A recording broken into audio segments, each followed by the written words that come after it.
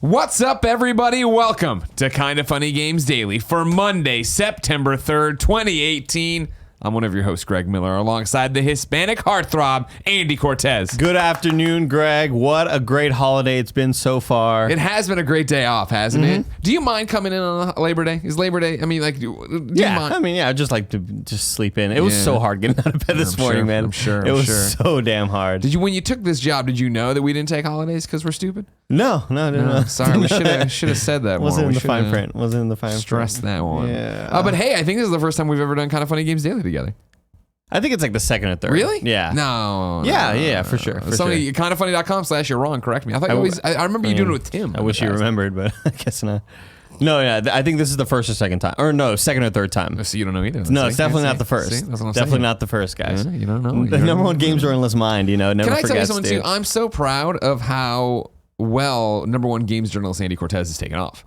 Because the amount of times somebody will tweet that at me, at PAX a few people said it to me. Right. I thought we were talking about Joey being an expert in some game, and they're like, well, she's number two games journalist. You're number one. For sure. Like, it's just nice to see that happen. I mean, people like the scoops, Greg. And I got a scoop for y'all right now. Oh, we got a scoop for us right now, Andy. PT is coming back exclusive to Ouya. Wow, that's I mean, what do you want me to say? Experimenting, what do you getting want me to things say, out man? there. Yep. Ladies and gentlemen, this is Kinda Funny Games Daily. Each and every weekday on a variety of platforms, we run you through the nerdy video game news you need to know about. If you like that, be part of the show, kindafunny.com/KFGD with your questions, comments, bad PSN names, and everything else under the video game sun. Then watch us record it live on twitch.tv/kindafunnygames. You are watching live right now, some of you. And if that's the case, you need to go to kindafunny.com/you're wrong. Tell us what we screw up as we screw it up so we can set the record straight for everybody watching later on youtube.com/kindafunnygames and listening on podcast services around the globe. Sometimes I shuffle the paper, sometimes I don't. I keep everybody on their toes. I'll let you know right now, Andy. And can we do a clap one time? That'd be cool. Like around the globe. Yeah, we can. Yeah, we can. That's good. Yeah, cool. Cool, Greg, like that one, yeah. I'll tell you right now, and I'll tell the viewer/listener at home as well. I just got in from PAX this morning. I had 2 hours of sleep in a bed. Hell yeah. And then 2 hours of sleep on a plane. Hell yeah, dude. So and then I forgot to enlarge the print.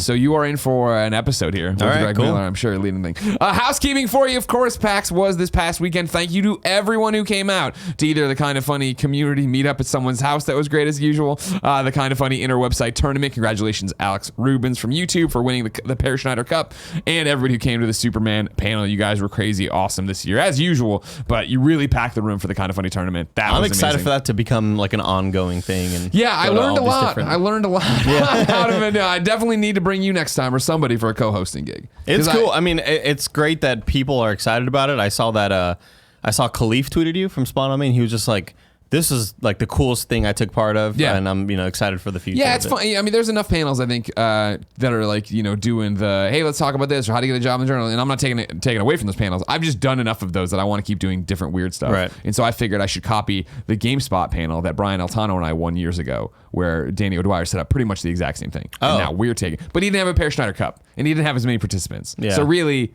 we're not really copying Mary Kish and Danny. The as much idea as was there, Danny O'Dwyer? And Mary Kish had and a part Mary of it Kish, too. okay. They had what I like to call a half-baked cookie. And then I'm there now finishing this years-old cookie, and I'm going to make it fully baked. It's hot out of the oven, but if you have it too quick, you get diarrhea. Kitchen. You know that? With cookies? Yeah. No. Is that just something my mom made up? Yes. Okay. Maybe she said you can't eat too much raw cookie dough. No. I think it was that like if you eat them when they're out of the oven too quickly and they're still kind of like smushy and moist, and the chocolate chips are still like kind of melted. That's the best kind. But I think if you do it too quick, you get diarrhea. Is that not true? That's not what I'm aware of, but kindafunny.com/you're wrong. Yeah. Let me know if that is the case or if you eat cookies too quickly out of the oven. More housekeeping for you. It is September, which means there are let's not even get to that yet. First and foremost, today we've announced is the Shirtless Spider-Man PlayStation 4 cover made by our friend, Kinda Funny best friend, and comic book artist, Andre Lima Aru. He's the guy who puts us in the Spider-Man comic books, Black Panther comic books, Generation Gone.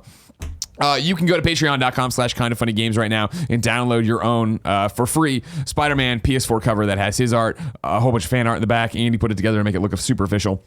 However, you do it, print it, whatever you want. We are doing a fan mail tier for it as well, though, where you can get the super nice paper, the high quality thing to make it look like an actual PlayStation 4 cover, and I will sign it. Again, I am not Shirtless Spider-Man. I am his photographer. There's also fan art over on there's the Panda Musk print of me, Shirtless Spider-Man and Spider-Man swinging around. You can get that. It's weird. It's like patreon.com/. It's like, here's, you're a big fan of Michael Jordan, but here's his wife's signature. You know what I mean? Well, I'm the photographer of Shirtless Spider-Man. Got it. So everybody knows me for that. You know what I mean? Sure. There's a press conference up on youtube.com/kindoffunnygames explaining all of that. If you can't believe it, because I can't, RTX London is next week. You can go to kindoffunny.com/RTX London, find out everything we're doing there, including our panels, appearances, signings, and such. And then today, Kind of Funny Games Daily is brought to you by Third Love, but we'll talk about that later. For now, let's begin the show with what is and forever will be the Roper Report. Time for some news. 5 items on the Roper Report. A baker's dozen. Well, we're going to start with one that broke late last week. It happened while GameSpot was doing the show for us. Thank you so much, of course, Chastity, Callie. Sony has made another statement about cross-platform play when it comes to Fortnite. This is from Andrew Griffin over at The Independent. Of course, we're talking about the fact that Fortnite, no cross-play available for Switch or Xbox. You can do PC and mobile with the PlayStation 4. But PlayStation 4 will not let you play with Xbox or Switch players. Andrew has this article. Here's where we're picking up. Speaking at the IFA Technology Show in Berlin. IFA. IFA? I don't think they say IFA. Yeah, I say IFA. No. They do. When I see IGN, I don't say IGN. No, but they call it that. Yeah, just I was talking with Kevin about this, how back in the day when I cared about tech and like phones and the new phones, it was always like, oh, we're here at the IFA conference, blah, blah, blah. Yeah. Okay. At first, I couldn't tell if you were doing a bit, if it was like one of your number one games journalist things. All right, fine. Let me try again then. Speaking at the IFA Technology Show in Berlin, Sony Chief Executive Kenichiro Yoshida said he felt playing on the PlayStation 4 was the best experience for gamers and therefore shouldn't be compromised. This is directly in relation to the Fortnite stuff. On cross-platform, our way of thinking is always that PlayStation is the best place to play. Fortnite, I believe, partnered with PlayStation 4, is the best experience for users. That's our belief, he said, according to the Press Association. Quote, but actually, we already open some games as cross-platform with PC and some others. So we decide based on what is the best user experience. That is our way of thinking for cross-platform. What do you take away from that? What a way of just like talking around a thing. When Gary Wood is on here, he talks about the word salad, the word soup, right? This is what he's talking about. It's just like, what is this statement? Yeah. So many people were saying, taking away from too. The headlines and the commentary was like, oh, PlayStation says the other platforms suck to play on. When it's like makes zero sense. On cross-platform, our way of thinking is always that PlayStation is the best place to play. Fortnite, I believe, partner with PlayStation 4 is the best experience for users. That's our belief. This is like when I was given an assignment to write a long essay and I just had to fill in as many lines as possible because it had to be a full page. Sure, yeah, double space. That's exactly what this is. Just like this is his way of going around just saying no. I wish they would just say we don't want to do it. Right. We want to make money. We don't want and also just be definitive about it because then just be like, hey, we've heard it, we've seen it, we don't agree with it, we're not going to do it. Mm-hmm. That's not how we're going to do this. That's not what we want to do. Again, I feel something has been lost as this is continued on and gone about its way. I still don't care that they don't. I mean, I think it's silly, but I don't care that they don't want to do the cross play. I still can't understand the not cross progression. It's the fact it's these people whose accounts are locked to their PlayStation 4s. They play on PC primarily. They have 1 million hours. They went and played PlayStation 4 once, and now they can never unlink it again. That's the problem I still have with the whole situation. Cross progression seems like such an easy win for them to have. Yeah, just an easy thing to sort of throw to the press and have I feel like, some sort of win. And that's the thing is like I feel like you can come out and be like, hey everybody, we've heard. And I would have done this obviously the week after E3. Hey everybody, we've heard you. Cross progression is unlocked. That was an oversight. We didn't really understand what we were doing when we did it. Now we understand. It's all fixed. Crossplay is not going to happen. We think we're big enough as a PlayStation user base. We want to keep that in there. We can only guarantee what's happening with our PlayStation players. We don't want to expand it outside. Mm-hmm. And that would have been fine. But then to come out with these things that just seem half-cocked and nonsense, like that's no way to go about your life. From kindoffunny.com's Kevin Coelho, what do you got? I mean, that's all super upsetting. But what are you guys doing for lunch? I'm good. Actually, no, I will do my normal salad from Chipotle. I will do Chipotle. I'll slack you an order while Greg reads, and I'll pretend I'm listening. And cool, perfect. Greg. That's also Number 2 on the Roper Report. We have some Anthem demo news for you. That's right, demo news for Anthem. This is from Brandin Tyrrel over at IGN. During an Anthem panel at PAX West 2018, BioWare revealed a demo of Anthem will be playable on February 1st for the Xbox One, PS4, and PC. The early play session is being considered a VIP demo and will be automatically available to EA Access and Origin Access subscribers at both the basic and premier tiers. Those who have pre-ordered Anthem by the demo date will also be available or able to participate. BioWare also clarified that this is an honest-to-goodness demo, not a technical test, though the size or content of the demo was not revealed. However, the developer did mention there will be an undisclosed number of internal alphas and betas between now and February 1st, though there are currently no announcements about timing or how to be granted access. Andy? I spent not a lot of the weekend. I got to watch that video that they put out, the Our World, Your Story sort of thing. Yeah. I mean, that's kind of what they were really pushing over during E3. Yeah. Like that's one of the points that they kept trying to get across. I'm excited for this. It still seems like it's kind of too far off to be mentioning dates of when a demo would be. Sure. I'd feel like maybe they might announce something within, I don't know, a month and a half to 2 months at max. Okay. I don't know. I'm excited for it, but Here's my problem. I don't know why we're talking about it now, I guess. Well, now we're talking about it because it's news out of PAX. Sure, you know what I yeah. mean? But I got to go. They did before the panel, they did a press briefing where they went through this. They debuted the trailer. They had some Q&A. I found myself in an interesting position with this game. I'm watching the demo. I'm listening to them talk. I obviously understand the quality, the breadth of what they're doing, how this is. I feel the more I learn about Anthem, the less and less excited I get about it. And this is not me taking away from the quality of the project. Just looking at it, I'm just starting to think this is not a game for me. Like, the world doesn't interest me when I look at it. Like, you know what I mean? And they're introducing these side characters on, what's the with a T, it's got a T, whatever. I forgot what it's called. Kindoffunny.com/. You're wrong. You can tell us. Your sort of home base. Yeah. I want to say Tryon or something like that, but that's not right. Maybe I'm thinking of Brandin Tyrrel, who wrote the article. But like, I'm looking at these people and they're introducing these characters and talking about it, and I'm just like, I don't get it. I like, they're not that great. And then another thought, something I was hearing from them as they talked about it, I've heard since they started talking, but I thought was put really well into words by Christine Steimer at the What's Good Games panel, was they just keep saying that, like, oh, actions are gonna have consequences, but they also keep saying that, like, the people these characters in your world that are in your shard or in your home base or whatever, right? Like, they're gonna be there no matter what. But you can have relationships with them and talk to, like, in terms of talking to them, not romantic relationships, but they're gonna be there, like, and so it's like, Christine was like, so what's the consequence? Like, if there's a character of Andy there that I'm interacting with, right, and I interact with him a lot and get more story, but he's always there for the other thing, but if I interact him, but I still get the story out of him, like, what are you talking about? Will he be mad at me? Yeah, and that was the thing. And Andrew was, talking at the What's Good Games panel is going to be up on their YouTube channel soon, if not already. And Andrew was like, well, that would be a spoiler. And Christine's like, not really. And I agree with Christine of like, no, it wouldn't be. Like, explain to me what you're talking about, because it does. There's not stories. There's not, there's no romantic relationships. The customization for your created character is there, but very minuscule. They're saying, because they really want you customizing your javelin. Mm-hmm. So it's just like I just don't get it. Like, I'm watching it, and I'm like, hats off to you. I know you're super into it and you love BioWare, and I know BioWare is a great developer, and I may eat my words when this comes around, right? It may very much be a Monster Hunter situation where it finally gets there, and I've seen more and I've seen enough or whatever. But like right now, thinking about this and then thinking about the Division, I'm like, I want to play the Division so much more. But again, that's because I like that world more, and they are the customization of making my character look whatever and getting new gear and putting new stuff on, and I don't know. I think the obvious sort of analogous story to look at is Destiny, where like I didn't think you would ever got into Destiny. Yeah. Based on the vibe of it, sort of this hard sci-fi world with fantasy elements.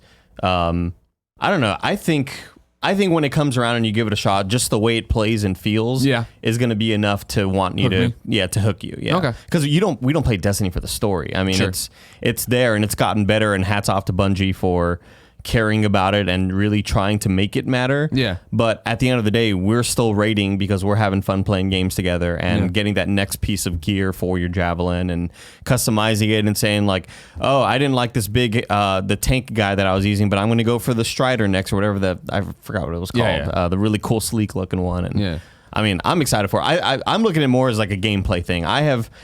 I'm slowly getting to the point where it's seeming more and more that the story is not going to be there in terms of like when you're playing a multiplayer game with your friends, you're trying to get the cutscene over with. Or you're on comms with your friends and it's just like, all right, let's get to the next mission.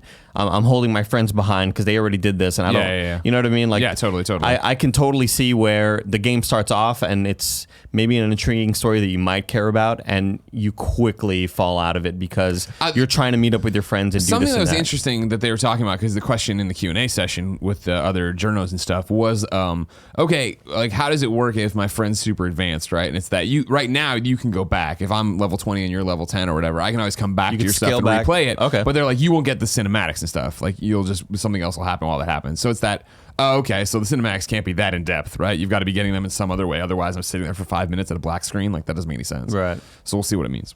I don't know. It's just that ever since even the initial debut trailer where it was like, oh man, everybody's like, you get to be fucking Iron Man. I was like, yeah, but I just, something about it. And like, then it was the E3 this year presentation. I was like, okay. And then this one of watching and even listening to them. I understand why people are going to be into it. It's just like, I don't know if it's for me. It feels so damn good though.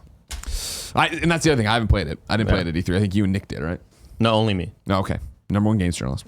Number 3, Scum has removed Nazi tattoos from its games. From the game. This is from Charlie Hall over at Polygon. Are you familiar with Scum, Andy?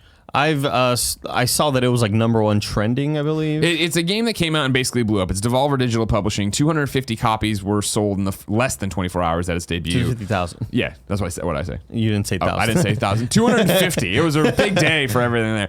Hold on, I want to do this. Yeah, okay. And so like it's a survival game set in a prison. So you're supposed to be a dirtbag or whatever. Charlie Hall is going to pick up here. Scum, a days-old survival title holding its own against popular titles such as Fortnite and PlayerUnknown's Battlegrounds, included Nazi imagery at launch. The offending images, part of a tattoo available only to those who purchased the $9.99 Scum supporter pack, have since been removed. Publisher Devolver Digital has apologized and said it is reviewing the game for similar imagery. Devolver provided the following statement to Polygon. Devolver Digital has become aware of tattoos representing neo-Nazi symbology. Symbology. It's going to be a long day. That's a weird word. Yeah. Well, no, I know it. Symbols. Yeah. Symbology. You know what I mean? In the newly released prison survival simulation game Scum. Symbiotes. Don't get me started. We do not agree with use of this symbology and any hateful content regardless of intention. The use of the tattoo was intended to assist in portraying a realistic element of prison culture and the horror elements within. This content has been patched out as of this morning, and Devolver Digital are currently conducting a full review of all assets and content in the game with Gameonparker, the developer. We strongly condemn any and all use of hateful symbology in our games and agree it should have never been in the game regardless of creative intent or realism. Devolver Digital apologizes unreservedly. Then the developers at Gameonparker, the 17-person Croatia-based team behind Scum, provided the following statement to Polygon. Recently, we patched out content from Scum that included neo-Nazi symbols. Our intention was to create an atmosphere of the worst criminals in Scum, and to portray the horrible type of people who would find themselves in a fight-to-the-death simulation for a futuristic reality show where the worst criminals are pitted against one another. Since our initial response on our forums, we've discussed this as a team, and with our publisher, agree wholeheartedly that this content was unnecessary, should not have been included, and have removed it. We apologize for this misstep and promise to our fans that we will take more caution in our approach moving forward. Andy, should this have ever been in the game? No. Yeah? No, I mean, this is a PUBG sort of survival type game, and again, it's like adding a sort of story elements where you don't need them. Yeah. Like we know that you're a bad person trying to escape. You're in a prison. Apparently, in order to get out of the prison, you have this sort of thing on the back of your neck that you have to like rip off, and then you're suddenly freed or whatever. Yeah. Yeah, I think it's just kind of a dumb thing, and if you assume the worst that could happen from these things, right? Like you just know that in the public's hands, you immediately think, what's the worst that could happen with somebody portraying themselves as a Nazi? Here's the neo-Nazi group, the raid or faction, whatever you want to call it. Clan, that's what I'm saying. Like they're going to run around right in there. Then you open this door to all the horrible, hateful things that are said online that I feel like we're getting better at squashing out, but probably aren't. But now they have a reason to, because now they're role-playing it, and now they're only doing this, and they're only going after these people. And then when they do catch them, they're saying, you know what I mean? Like free speech, man. Exactly. Yeah. And it's the normal argument, I think, that comes up. Or divorcing the statements from it right now, right? And knowing where it's coming from. I think that, again, artistic freedom and all these different things. I'm not saying you can't have a neo-Nazi reference, a swastika in your game or whatever. I wouldn't be down for that necessarily, but I think it comes down to what you're talking about of tone and usage, and is this a story that's progressing that point? It's a futuristic reality show where you're escaping a prison. It's like, no one needs, you can just say they're the worst of the worst criminals. I don't think, you know what I mean? Like, if you're trying to tell some kind of story, if you're trying to do American History X in some kind of narrative thing, I don't think you need to wash out those examples. You know what I mean? Like, make that something that's like more palatable. You're trying to tell a horrible story there and make those symbols matter more. Whereas this, I don't think the symbols matter at all. No. Not to mention that, like, I cut it out for brevity, but like, it's neo-Nazi references that I never would get. It's like numbers and other. It's not like a swastika. It's like the numbers that they use for, like, I would have no idea about that. So in a way, are we only empowering the people who are the real neo-Nazis? Yeah. Who are these real closeted ones? Yeah, these real assholes out there. Yeah. And so it's the same thing with, this article brought up that, again, I removed it for brevity, the Destiny 2 stuff, where that neo-Nazi imagery was on some gauntlets, not because... assumedly, according to Bungie, not because they were the people who made them were neo-Nazis, because they're like, oh, that's a cool design, I'm going to move it in here, and like in the same way of like, oh, these sets of numbers mean something to some other people, they don't mean it to me. I think we're obviously saying, like, yes, your World War II game can have swastikas and Nazis in them, obviously, but like, imagine if GTA had a fucking swastika you could put as like on your car, and it's that thing of there is. The Steam argument right now that Steam's doing of their, games are going up, right? And the community's got to police itself. And granted, there's no room for hateful shit. I still think that artistically, with the story you're telling, you can do these things. But I think you have to sit there and be ready for this and be ready to, when they come at you, when the consumer's like, well, what the fuck is this? You to be like, hey, the reason we're doing it is X, Y, and Z. And I think that this is the best you could expect from Gameonparker and Devolver, where I'm sure it caught Devolver off guard, and I'm sure Gameonparker, I understand what they're saying. We made a game where you're in prison, and according to some of it, there's like a whole induction ceremony of you being in the prison, like it's a bad fucking place, right? Like, I get what they're driving at, I understand their intentions, but like in a game that's just going to be streamed and nobody's going to be shit about the backstory, right? And nobody is worried about it. Why would you put that in there and give yourself? And so to pull it out, I think is the right move, obviously. Right. Yeah. Good move on them. Yeah. I'm going to say number 4 on the Roper Report. Tencent's value has dropped $20 billion. This is from James Batchelor on GamesIndustry.biz. So much money. As I was saying weeks ago, I think it was on Aiden's episode, right? Like when Tencent and the Chinese stuff happened and they couldn't publish new games, I was like, oh, this is going to be bad. And it's continuing to be bad. News that China's government hopes to combat myopia in children by limiting both the amount of time spent playing games and the number of games being released have taken a toll on Tencent's market value. Reuters reports the holdings firm saw its value plummet by $20 billion after the Ministry of Education made its recommendations, sparked by fears that heightened regulations on online titles will damage Tencent's games business. Shares of Tencent fell by 5.4% in the wake of the ministry's notice, down by 4.9% when trading closed.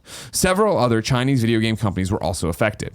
As a result, Tencent has slipped behind its arch rival Alibaba Group and is now the second biggest company in Asia based on market capitalization. Another one of, it's crazy to see what's happening. I don't know how it's going to play out, but I'm terrified of what the ramifications are going to be because Tencent has holdings in so many companies that are making games over here. Right. Yeah, exactly. They have so much stake in, weren't they part of the Ubisoft? No, wait. I don't even know anymore. I think it's Epic. Kindoffunny.com/you're wrong. Tell me what Tencent actually has holdings in, because it's Epic for sure.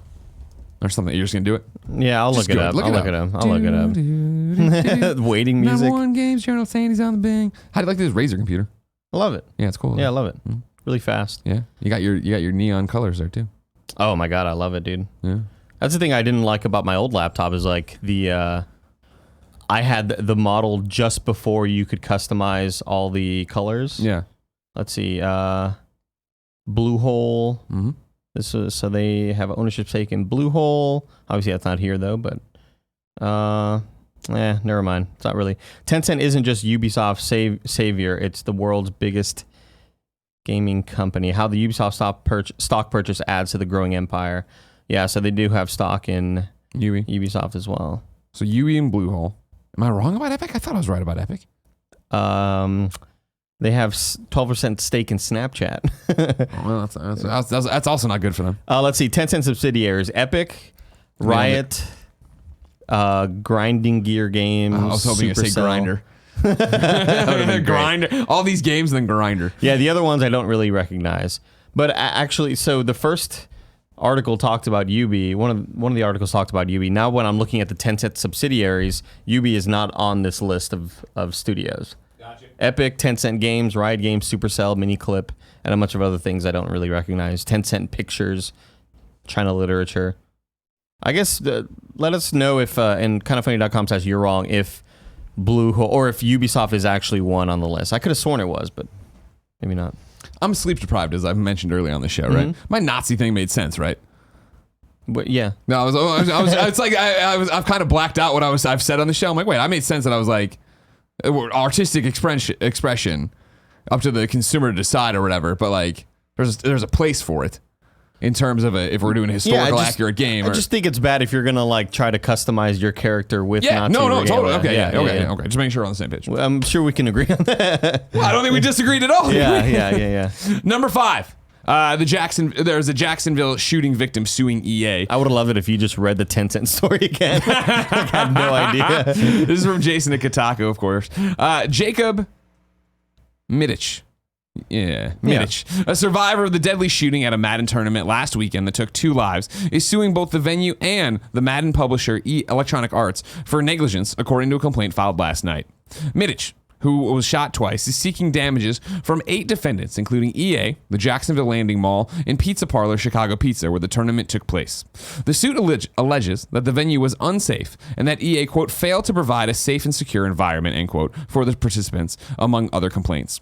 Quote, like many of his friends, Jacob Middich traveled to Jacksonville last weekend to do what he loved, said James Young, an attorney with the personal injury law firm Morgan & Morgan, in a statement accompanying the lawsuit. He trusted the event host and organizers and believed that he was walking into a safe space. That trust was shattered when shots rang out in an overcrowded, since shut down, non-permitted space. Combined with an alleged abject failure to provide adequate security, the result was tragic. We are bringing this lawsuit to hold those responsible accountable and to ensure that gamers like Jake are able to get together to pursue their passion without having to fear for their lives, end quote. When reached by Kotaku, EA responded with a brief statement, quote, at this time, we are fully focused on supporting the victims and all those affected by this tragic event, end quote. Very sad, man. You got to assume that the next tournaments that happen from now on will have like metal detectors or security sort of frisking you down and stuff like that. It sucks that this had to happen in order for these things to come into fruition or whatever. But I don't know, man. It's just such a terrible story, dude. Yeah, it's a tragic story. What'll be interesting, is into this thing, like obviously. There's an argument to be made here, right? That I'm not up to the lawsuit's talking about this space that wasn't supposed to be there or whatever, right? Like they're talking about things that I'm not briefed on. This since shut down, non-permitted, overcrowded space. Like, okay, that you're making good points there in terms of was this against fire marshal ruling? Was this a space that wasn't done for all that? All blah blah. All that aside, you wonder what the ramifications are for every other event, right? I'll tell you the topic. Usually when you go to a show, you've been to E3, you've been to PSX, you get in that small talk with people, right? And the small talk is, how's your show, man? What's the best thing you've seen, right? Same thing for PAX, but then inevitably the third or fourth topic was also, can you fucking believe there's no security here? Like again, PAX West, no metal detectors, no bag checks. And we talked about it in the wake of this, where someone wrote in and said, do you feel safe going to shows? And I did the whole thing of like, I'm pretty sure there's never been anything at PAX West, because PAX East, I remember when they introduced metal detectors and bag checks there, was a big deal. And of course they did that in the wake of the Boston bombing. Like that motivated them to, as a city to be like, oh fuck, we need to do this. At PAX this year, I had so many panels and so many appearances. It was later running on to the show floor to give Jen her hat, where I got her hat, her booth, and was leaving. And it was, I think of like, oh, right. I just ran in here in 5 minutes, No one looked sideways. I didn't do anything. Their new thing was badges up. There was more security. There was rumors of undercover cops being around, all these different things. But it was at the door, security was just badges up. And so like you had to show your badge as if that was the test. The that, end all be all. No one who wanted to shoot this place up would think enough to buy a badge to get in. And I feel for the organizers of PAX in a way, but then I can't in the other breath, right? Of like, again, I feel when these horrible things happen, they inspire change, and that's what happens in PAX East, and that's how you see these different changes, right? E3 was not even, I guess, E3 this year was the first one to have it because last year I think the outcry was so loud of like, wait, you just let all these new consumers in. Not that we were safe before, but you get scared if something changes. I feel for them in the way that, the Sunday before PAX, the shooting happened, right? So it is that thing of, okay, I understand that as people who have thrown events nowhere near as big as PAX, okay, it's going to be hard to get X number of metal detectors, the staff to run the metal detectors, the staff to do bag checks, rent the tables. What is the new protocol? Where are we putting them? Because like you can get into PAX a million different ways. Right. It's not as simple as just walking through and into the thing. I understand that that's a complication, but then I also understand that this isn't the first PAX. This isn't the second PAX. You've done this for years, and you've heard the same outcry, and you've seen PAX East change, and you've seen E3 change. I don't understand where the disconnect is that there's no change here. You're also just not a very small company. Like, you're not a small little mom and pop convention popping up. Like, this is a giant convention that everybody knows about, and it's sort of like a who's who thing of like, you're going to have all these big influencers there. You're going to have all these big game developers there. And I don't think there's really an excuse to not have it at this point. I think the only excuse, right, is that it's complicated, and that's not an excuse. Because it is the fact that I always forget that, we go to a million shows. PAX West is always that show where I'm like, all right, cool, time for oh, fuck, right, the panels are in hotels all around Seattle. It's not even that I'm going, like, PAX East is all in one place. It's great. You walk in, you walk out. PSX, one place, you walk in, walk out for the most part. Like, for it to be that, all right, cool, the show floor is over here in some theaters, but then really there's theaters over at the Sheraton, there's theaters over at the Westin, there's stuff over at the Hyatt. Like, suddenly it's like, okay, cool, you need bag checks and metal detectors there inside of a public place. Like, hotel guests are also walking into these places. Like, it's a nightmare to think about logistically, but it's also the thing you can't ignore anymore, right? And so I did think it was ridiculous. It was that thing of, I said it's that thing of a lot, sorry. It's heightened right now. Obviously, everybody has Madden on the mind after this, Jacksonville on the mind after this. So obviously, we were all talking about it, thinking about it. But it is that thing of that's where change comes from. And I thought it was outrageous that they still don't have an answer for this. Out of all the years I've been going to PAX, that there's still not an acceptance that we are this big convention and we need to figure it out. I think it's scary because, it can inspire change and good. Yeah. But it can inspire also really malicious things. Of course. And so that's the one thing to definitely worry about. Yeah, I don't know, man. And I understand that if you want to do a bad thing, you're going to do a bad thing. And I understand that if you really wanted to, just because the metal detectors, then, like I was talking with PAX East, the metal detectors then make giant lines outside. So if you wanted to be a horrible person there, you could be a horrible person there. Yeah. There's no turnkey solution, but there has to be something better than nothing. There have to be steps. Yeah, you know what I mean? And I didn't, having the bomb sniffing dog or walk around a few times that I saw, I was like, okay, but like, I didn't see him at my panel. I didn't see him outside the Hydra Theater where I saw a lot of shift. No, I'm kidding. I'll tell you what, some of these, Alex O'Neill, I was like, get him, dog. And they're like, you know him. And I'm like, just get him. It's horrible. I don't know. I like to imagine this is the last time PAX can ignore it. Mm-hmm. That they have to be like, okay, we actually have to do something next time. But we'll see. I thought it was outrageous. But again, I understand. It's complicated. These things are also complicated, Andy. Why can't it ever be easy anymore? No, it's not easy. It's not easy, Greg. You know what is easy, Andy? What's up? Finding out what came to the Mom and Grop digital shops today. Where would I go to get that list? The official list of upcoming software across each and every platform as listed by the Kinda Funny Games Daily Show hosts each and every weekday. Yeah. Out today, Claws of Furry on Switch. That's it. Cool. It's a holiday. It's a Monday. There's no new dates. There's no new deals. Video game industry still very much asleep. Many of them still at PAX. I hate PAX 4-day event now. Oh, right. God. No, but only West though, right? Only West is a 4-day event. I thought, isn't East now too? I don't know. Here's the thing. Whenever they said, I remember when they're like, we're doing 4 days, and I'm like, Greg Miller ain't. No, sorry. You know what I mean?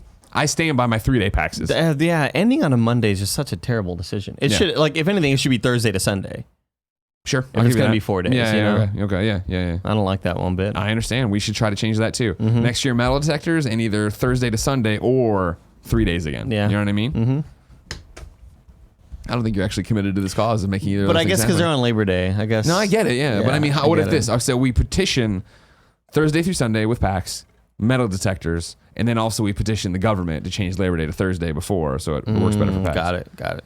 I mean, I'm right there with you, Greg. Okay. You let me know what I need to do. I need you to write to your congressperson. Shit.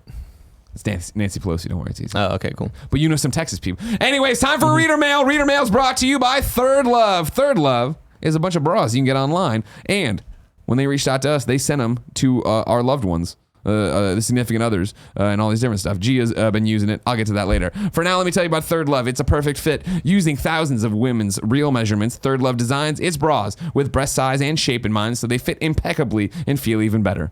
They have the most sizes of any brand. Third Love just added 24 new sizes, making them the industry leader with a total of 70 sizes. It's convenient. You can skip the trip, find your fit in 60 seconds online, order, and try it on at home. No more awkward fitting room experiences. As we've talked about on this show many a time, Gia, Tim's girlfriend, uses Third Love. She talked about liking the strapless one she enjoys quite a bit, and then her friends like the black lacy one, and so do these guys that they're talking to, I guess. You know what I mean? Interesting. Because, like, you know, bras. Right. Yeah. Third Love has the most sizes of any brand, as I already said. You got cups through A through H, bands up to 48. Each size is designed specifically for a perfect fit. 50% of all women fall in between standard cup sizes, so Third Love invented half cup sizing.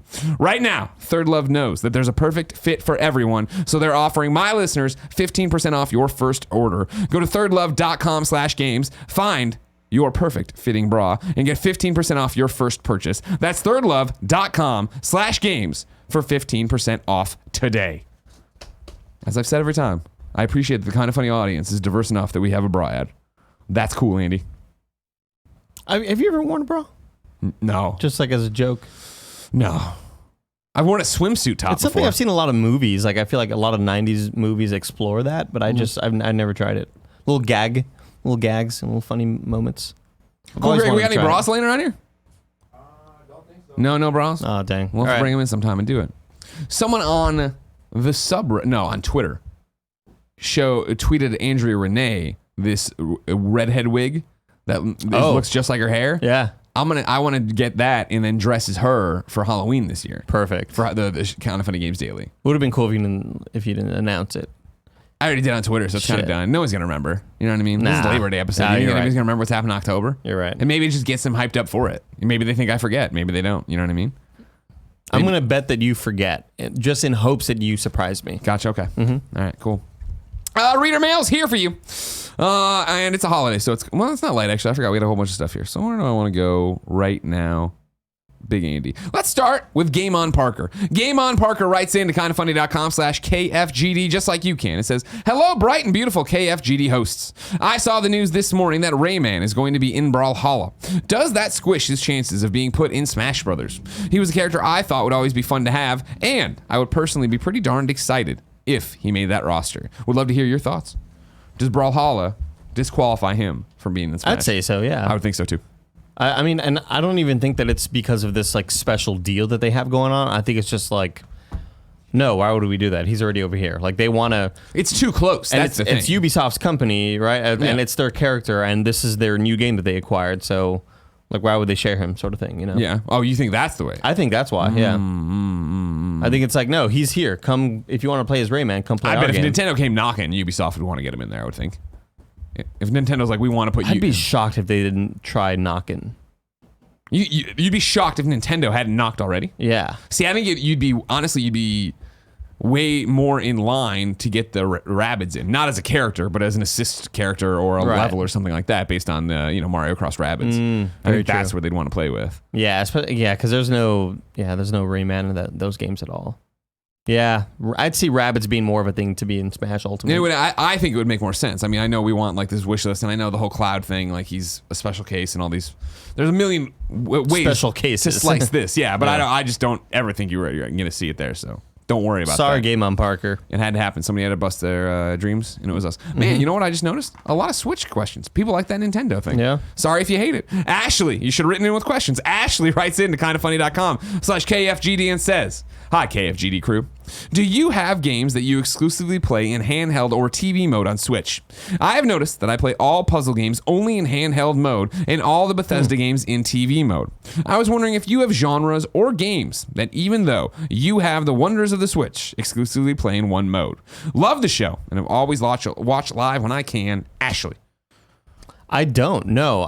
Where the majority of times how are you playing your Switch? On TV mode. I prefer it to anything else, and I really only play in handheld because I don't have a TV or a dock around me. Sure. When I go to my girlfriend's place and we're gonna play Monster Hunter, it's like, all right, you get the TV, I'll play here because this is all I have. We don't have an extra dock there. Sure. Yeah, I try to play TV mode as much as possible just because I prefer that experience more. And also, I have like neck problems. I like do the looking down thing a lot, and like I strain my neck a lot. I saw a device on some like crappy meme or whatever where it's like this guy made a stand for his Switch where it's like it's like a shoulder thing and it loops over his head and it's at eye level, and that's the dream, man. Because I've always dreamed of like laying in bed and looking at a TV on my ceiling. Have you ever tried Tim's little stand he has? No. Tim has a stand that he travels with that he'll put on with the trays on the airport, and he's still looking down. Oh yeah, it's the same one. Yeah, it's the one you that have I one told too, him about. Yeah. But that doesn't help you. You're still looking down. I guess you're still looking down. I'm still looking down a little bit. Yeah. The thing that the stand helps though is that like you can charge it while it's in the stand. Sure. That's the only real benefit to it. Yeah. But yeah, it kind of. I'm not a huge handheld fan. Yeah. I just don't. That's crazy. I think the majority of my time period with the Switch is in handheld. And it's because I just feel like I travel with it, and that's what I love that system for, obviously. But on a plane, there's nothing better than me kicking out the kickstand, putting it down, and then Pro Controller under the tray and just sit there and play for hours and hours and hours. And that's like the most exciting thing about the I should be dreading a 12-hour flight to London next week, but I'm like, oh man, so much time for whatever I have that I may or may not be able to talk about. I'm not sure what the embargoes are anymore, and stuff like that to play. That's always fun. It's weird, and it isn't as weird anymore, I guess. But like when I would come home every so often and pop it in like Mario Galaxy I was playing on, Odyssey. Mario Odyssey I was playing on the TV. Zelda I played in handheld the majority of the time. Really? Yeah. Wow. And then it was weird when I feel Octopath for me, the obsession crossed over to where I'd put it in the dock at home and actually play Octopath on the TV. Because when I do it, I love Octopath still, obviously, but I still think it looks just what I've played. Whatever it is, 20 hours of like this to have another 10 hours of it on the TV. It's still weird of like, oh, my little game's big. Like it's so weird looking to see it there. And like the screen space is weird, I think. But then like Fortnite, obviously I'm playing on a TV every chance I have. If I try not to play Fortnite in handheld. I guess Fortnite would be a good example of like, this is your exclusive one or whatever. Not exclusive because I've done it the other way, but I don't enjoy it that way. I enjoy it on TV. Yeah, I guess handheld just will always be a backup for me. Sure. Yeah. I was playing Luminous for the first time on the Switch in handheld. I have it on PlayStation 4 at home, and I'll play there or whatever. And then I was playing on handheld on the plane. And I'll tell you what, I was starting to get cramps in the hands because I'm riding high up here. Yeah, like this. I was using the you run handheld into that a lot. Yeah, especially knowing that whenever you play a game that requires you to use the triggers a lot, that requires your hand placement to be a little bit different. Yeah. But I'm telling you, man, that little handheld dock I bought works really well. Okay. It's got like the nubs like a PlayStation controller, right? The little things that stick out of the bottom. Yes, correct. Hail Destroyer writes in to kindoffunny.com/KFGD and says, Greg, I am so excited to see you guys at EGLX in Toronto next month. I never thought I would get the chance to meet you. I've been a fan since the last year of Beyond and the start of Kinda Funny. I was just wondering if you will be able to sign my Mario Kart 8 Switch game. Yes. I will. Come to the signing and the meet and greets and whatever they're calling it. But we're doing stuff like that. We'll see you up there in Toronto. That's coming up next. It's coming up in October. Remember though, next is RTX London. Focus on that. Andy. I'm wondering what I'm going to play on the plane too. I'm going to just try to sleep. I forgot you're coming. Yeah, I'm trying to sleep because you were a late time. edition. Yeah, that's a bad idea. Don't we land at like nighttime there? You got to time it right where we sleep a little bit, but then you actually get there. The flight is like at 5 p.m. I thought it was way later than that. Maybe 7. Okay. Maybe I'm thinking we get there at 5, so I the think flight's that's at what 7. it is. Yeah. Okay, got it. I'm just saying you can't sleep too much because then you're screwing yourself up. You're right. Give yourself a little nod off time. Then you wake back up. Give yourself a little yawn on the plane and get going. Arvel writes in to kindoffunny.com/KFGD. I could never pronounce their last name. That's why I don't usually do it. Crynide or Crynide? I think it's Arvel Crynide, like cyanide. Okay. Crynide. Got it. Dear Greg and Andy, we are getting closer and closer to the start of the Nintendo Switch Nintendo Online service, which should begin in the second half of September. However, it feels like we still don't know what the whole package will be, what games will be included, and which third-party games like FIFA or Fortnite would need a subscription for their online play. It seems like, at least to me, that Nintendo's communication strategy has not been convincing hardcore gamers so far, and I would assume that most of the casual gamers have no idea what is coming in the next 2 weeks if the online mode for Mario Kart 8 Deluxe or Splatoon 2 will be gone for non-subscribers. What do you think will happen to the Switch audience once the online service hits, or will it tank the Switch? Hope you are all well rested after PAX. Ha! And I hope to see you at RTX London. Best wishes, Arvel. Shit. I don't think there's going to be much of an impact. I think when they announced the Nintendo online service the first time, and I actually gave a little bit of details, and I was like, man, that seems expensive. And then Tim's like, it's $20, and there's all these all these retro games. Like, it's not about the online service, it's about the retro service. And I was like, oh yeah, okay, fine. For me, that was it. All right, then they'll get my $20, and I don't want to think about it again. And so I think the hardcore are going to be the hardcore in quotes I'm saying are going to be sold on it for that. Oh, hey, there's a bunch of retro games you're going to get with it. Cool. I meant to do fact checking. Has Fortnite not made a statement about this? Because I don't think they have, no. I thought Fortnite doesn't need PlayStation Plus, right? It does need Xbox Live. It doesn't need PlayStation Plus. Kindoffunny.com/you're wrong. I'm thinking about all the kids who, if Fortnite is required to have this online Switch service, for these kids to be like, hey, mom and dad, I can't play anymore. I need $20 for the, like. Yeah, and that's, I don't know. I don't really know if that'll fly that well. I'm busting out you're wrong just in case anybody's got the immediate answer. I'm busting out kindoffunny.com/you're wrong. So I didn't even know that about Fortnite on PSN. I think that's right. Really? I do need a fact check on that. But I'm pretty sure that might be the case. I'm looking it up. Look it, take a look. It's in a book. Reading Rainbow. Well, I don't even know if I have access to it. Oh yeah. Why are you like this, man? You know what I mean? I do. Okay. Yeah, nobody's written it yet, but we'll keep it open. I don't think it'll be a big deal for hardcore gamers. I think it's going to be one of those things you either look at and go, oh man, retro games, or you don't. Right? Other than Fortnite, I don't play online games on my Switch. And I played some Mario Kart when it first dropped with everybody, you know what I mean? Some Mario Tennis. Like, there's things, and I'm not trying to dissuade. I know that Splatoon's huge. Has a huge audience. I'm not trying to say that, right? Like, I understand that, but I think that audience that's super into Splatoon at that level is gonna be like, all right, whatever. Right. $20. Maybe they'll grumble for a little bit, but you also had it free for a while, even though it's tough to take something free and then make people pay for it later. That's always the difficult part. And then for casual gamers, I don't know. If Fortnite's not, if you don't need to pay for Fortnite, I don't think you're gonna have a big problem with it. I think it'll be something most people don't think about until they get to the gated thing of, oh yeah, I want to play Mario Kart, and they pump in, or the new Nintendo game they want to play online, Smash, I guess. And they go, oh, what the fuck, I gotta pay? That's weird. Okay. Isn't everybody used to paying for stuff now? Yeah. I'm not saying that's right or wrong. But again, it is the thing that you just mentioned of making you pay for something that you weren't for prior to that, you know?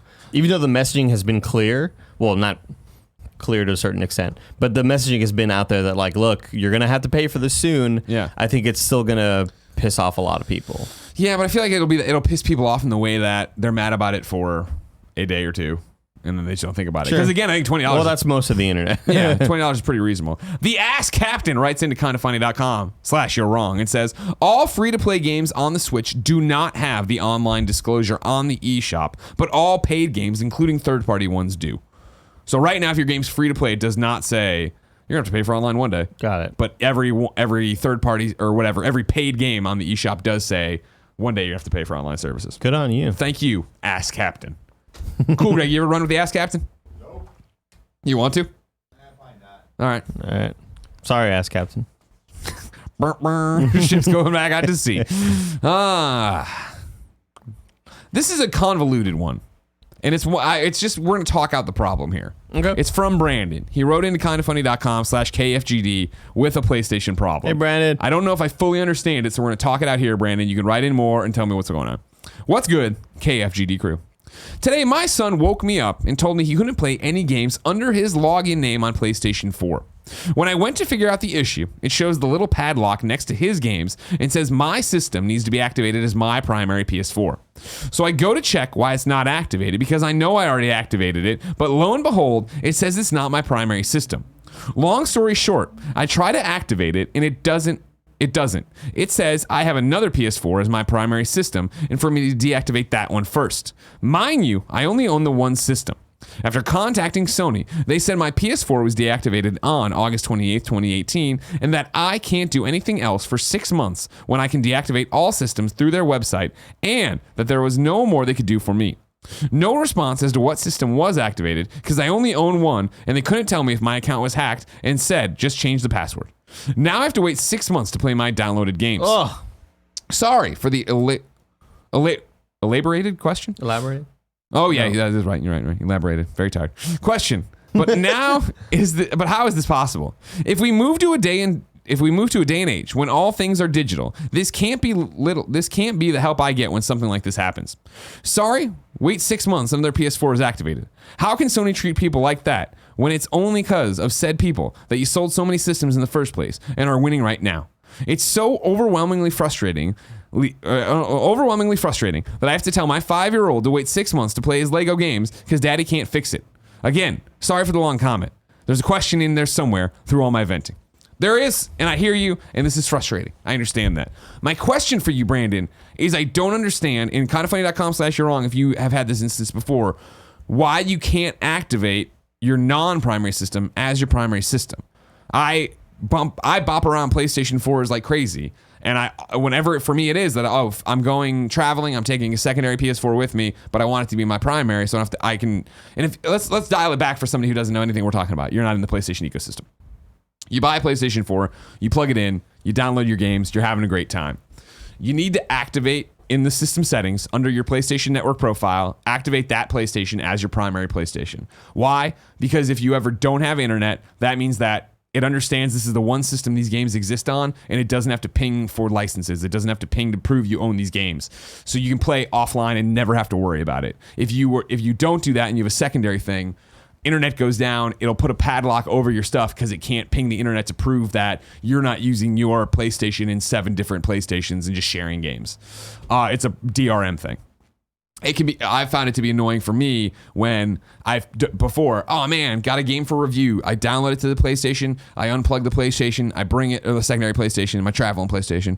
Get to the hotel. It happened with God of War. Get to the hotel. Plug it in. Turn it on. And no, you can't play this. I can't look to the internet to prove that you're not just putting this on multiple units. And it's like fuck. Get the shitty Wi-Fi. Connect there. Make it my primary. But my thing is, with a secondary, you should just be able to click on it, make primary, and it should go, this is your primary. Like, I've never had it go, why is it preventing him from doing it? Yeah, that's what I don't fully understand. And I do understand what you're talking about. If you go through the Sony backend and the website, you can go and deactivate everything, but you can only do that once every 6 months.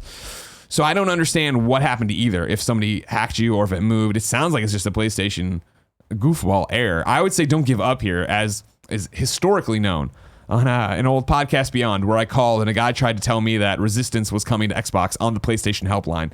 They aren't the best at this. I would say tweeting would be a better angle on it. There's many different avenues now for help.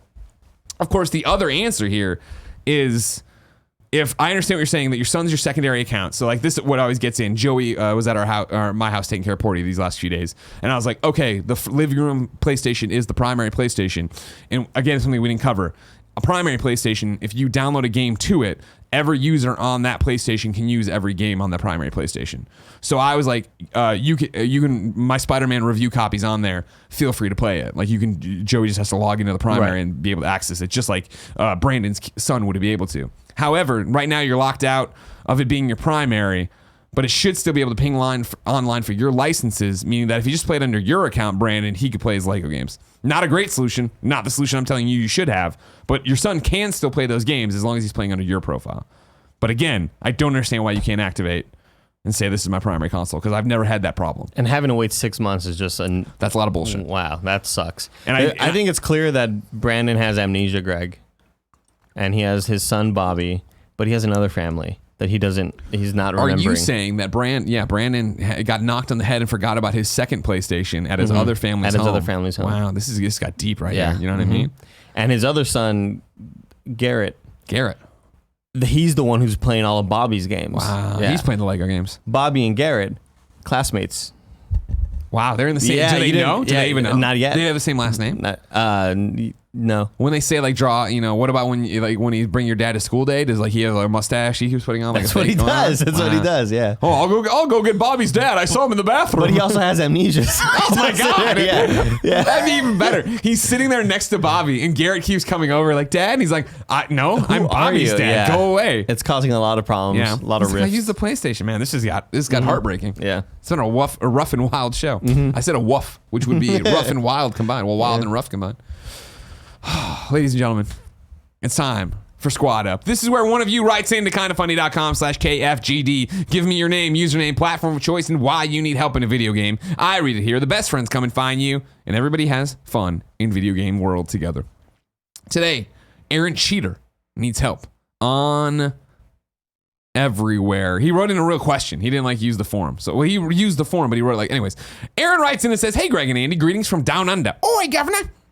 I'm currently stuck at home for the next couple of weeks recovering from surgery after having a bone tumor removed from my hip, and I'd love to connect with some KFBFs to play some games or just chat while I'm unable to go anywhere. My username is SeriouslyPunked, just as you would regularly spell it, one word, on the Xbox One, PlayStation 4, and Steam. The Xbox is my main console, but I have exclusives on the PlayStation 4. And I play games such as Halo, Destiny 2, Call of Duty, Battlefield, and heaps more.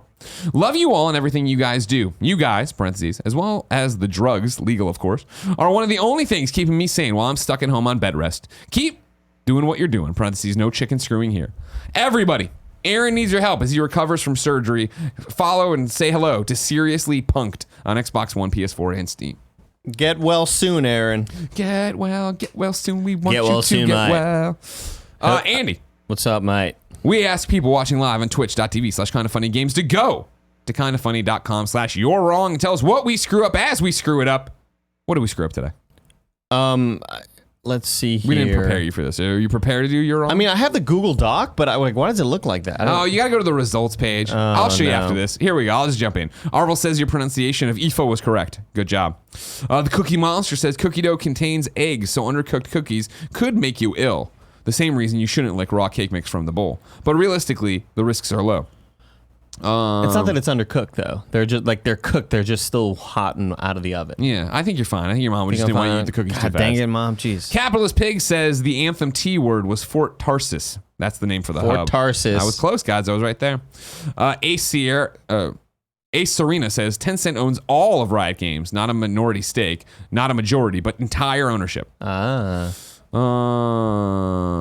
Capitalist Pig says Ubisoft was fighting off a hostile takeover and Tencent helped them retain control by buying Tencent 5% of the company. I think Tencent bought 5% of the company. Okay, got it.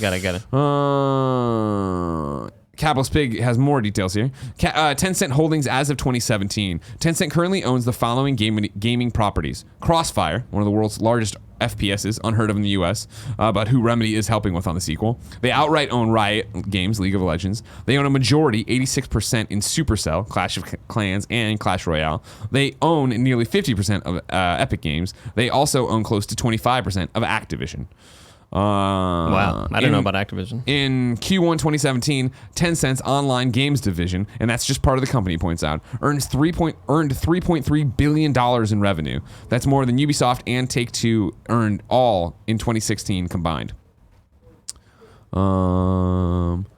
Ace Serena says PAX East is Thursday to Sunday. They're listening already. They're changing. Hey, look at that. You know what I mean? We started change, man. They just announced it today. Lanky Dragon says Greg says he's never worn a bra before. He wore a candy bra during the Game Over Greggy show episode back in the spare bedroom days. But they didn't really have support. You know what I mean? That was just more of a covering. Free the nips.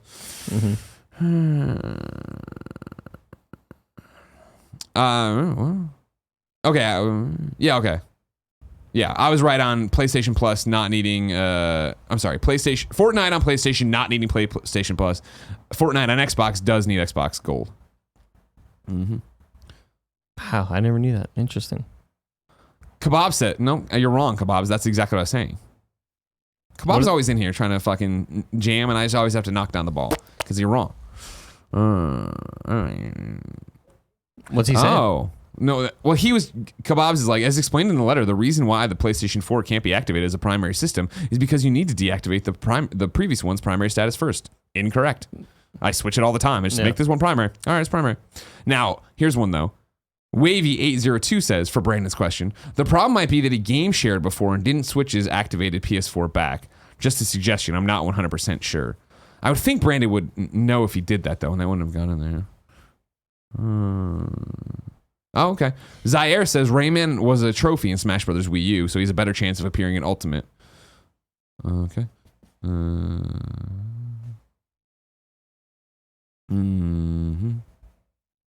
Tell you what, watching y'all play Smash got me really excited for it. That's gonna be fun, right? Yeah. Neo Aoshi writes in and says, I've had my console deactivate from being my primary before, and I only have one PS4. I had to call Sony support, and the only way they could reactivate my account is if I changed all of my account settings, i.e. my email address. Not sure why, but I didn't have to wait 6 months. I hope this helps. It's a good one. Listen up. What was his name? Brandon? Yeah, I think that was right. And his son Bobby, and his other son Garrett. Garrett, yeah. That was right. Sorry, there's a lot of information here. Yeah, I don't.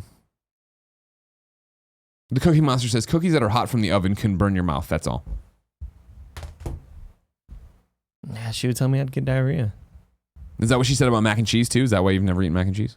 No, I just never ate mac and cheese. You're weird. If you didn't know, ladies and gentlemen, this has been Kinda Funny Games Daily. Each and every weekday on a variety of platforms, we run you the nerdy video game news you need to know about. If you like that, be part of the show. KindaFunny.com/KFGD. Then watch us record it live on Twitch.tv/KindaFunnyGames. Watch it later on YouTube.com/KindaFunnyGames. And listen on podcast services around the globe. Oh shit! We got something here, Andy. This is what I'm talking about. This is a great debut for you on Kinda Funny Games Daily. No, you know what not I mean? my debut. Yeah, it's such a good job. No. I'm rewarding you, person who's staying here very late. Usually I know people tune out by this point. Tomorrow's host is me and David Jagno. David, one of the Upload VR guys, talks a lot about VR. He's reviewed Firewall, 0 Hour. Of course, Kevin and I have been playing that obsessively before I went to PAX. Very into it. We have and I'm going to use a clinical term here, buttload of codes for Firewall. So tomorrow, we'll be giving those away. Oh, we'll give them awesome. away like we do on the morning show, where either if you're in the Twitch chat live, you're entered to win. If you support us on Patreon, either one of them at $2 and up, you're entered to win. If you're a sub here, you're entered to win on Twitch. So heads up if you stuck around, that's happening. And then what I'm also going to do is toss in YouTube people. I'm gonna, since it's going over on YouTube, and we have so many. Sure. I'm gonna put that into the whole Tumblr here of codes. Awesome. And we'll pull them out that way. And then if it's a YouTube person, I'll randomly pick later in the day. So there's a lot of codes tomorrow. Andy, you were great. I tried. #1 games journalist. You did great. Ladies and gentlemen, until next time, it's been a pleasure to serve you.